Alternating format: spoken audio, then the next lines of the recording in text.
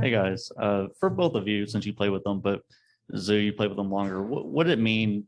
What did Patrick Beverly mean to this team and for you guys? And what's that departure, going to feel like? Man, Ted meant a lot to this team. When I got here, he was here, and he was a leader of the team. He was a voice in the locker room. He was on everyone every night. He was making sure everyone does their part in every single day get their work in, and obviously it's a tough loss, but we got other guys who are going to pick it up. We got other great leaders, and we'll try to. It's going to be tough, but we'll try to replicate what he did. What's going on, fellas? Lau Murray at The Athletic. I'll start with you, Zoo. Last time that we saw you, unfortunately, you were dealing with the sprained MCL. Just wanted to know, when did you get to the point that you were going to be able to recover from that and play and work out normally?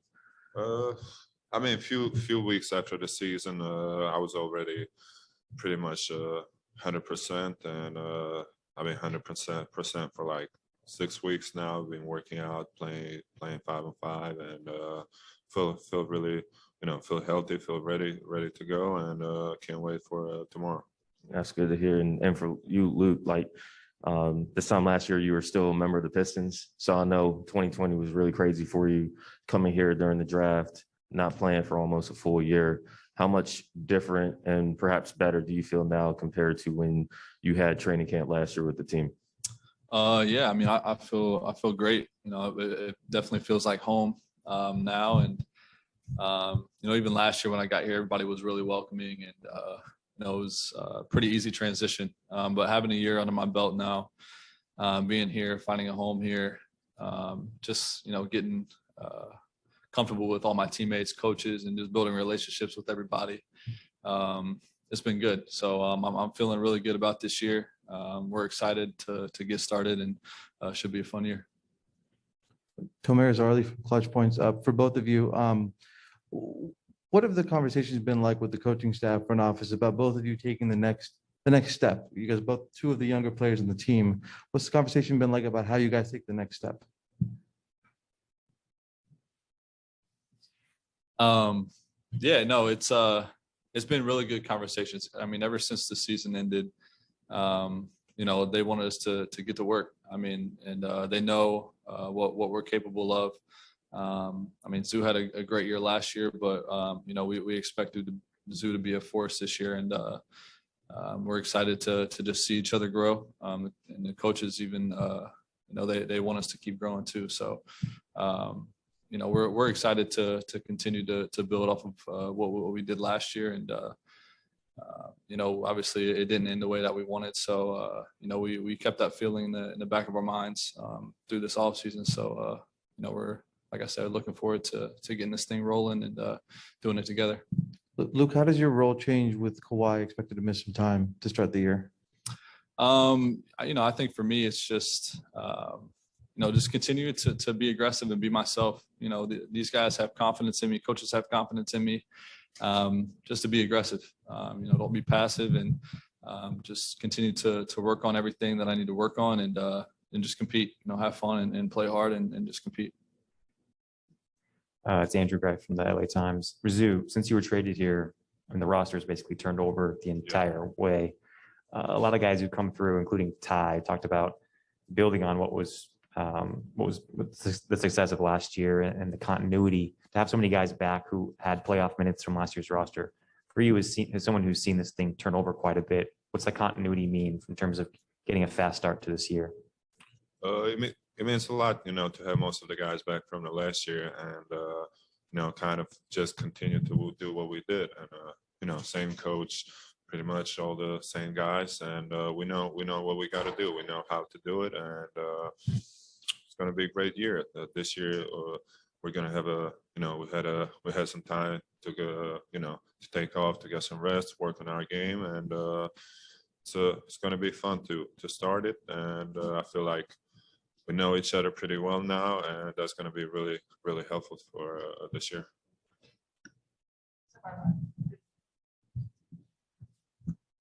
Farbo, that's Nashari, Sports Illustrated. Congrats on the wedding, Zoo. For both of you had an interesting playoff run where you went from times of not playing to significant minutes, where it felt like it was a real learning experience. And you have big moments as well, each of you.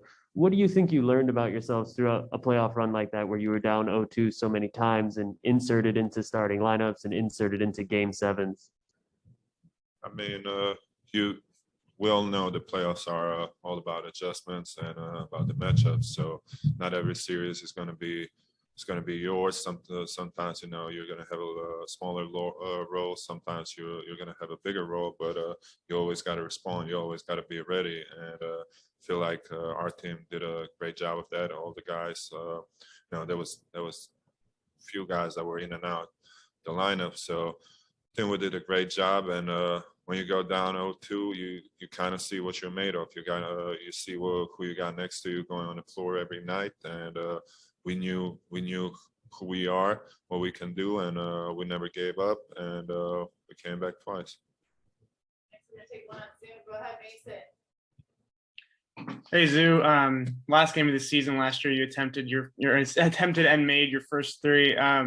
Do you think that might start to slowly creep into your game this season? And what's your pitch to Ty for why you should be able to be taking more of those? Oh man, Ty sees me every day. That's my pitch. He sees me in the practice every day in the workout. So it's all up to coach. It's not up to me. I'll do whatever they ask me to do and whatever helps the team. So if that's shooting threes, if Luke is not doing it well enough, I'll do it. Best shooter in Clippers history. We're gonna take one more in the room. You guys up to the team.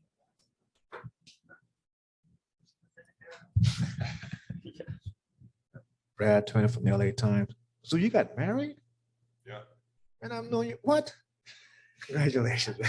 Congrats. But for both of you guys, what's the next step in your evolution as players for this team? What was it? What's the next step for your evolution and your growth as players? Yeah, I mean, I think for me, just the consistency part. Yeah, I feel like last year was a little bit of an up and down year. Sometimes, like you mentioned, not playing tons to getting some bigger minutes, like in the playoffs. But I think it just shows a lot. It happened to a few guys last year, and everybody stayed ready. Everybody had big moments. Everybody had big games. And that just says a lot about like the character and just the will of some guys and the heart of some guys. Like, for me, it's just the consistency of, knocking down shots, just playing my game, being aggressive.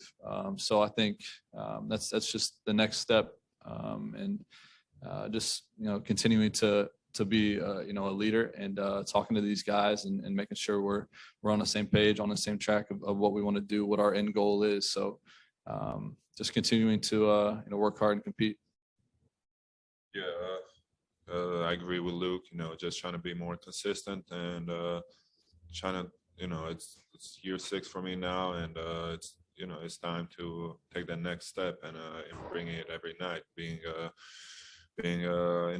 talking on defense, helping guys on the floor, bringing the energy and being aggressive, finishing every night. So I think that's the next step for me, for us as a team, just being consistent every night. Thanks, guys. Thank you.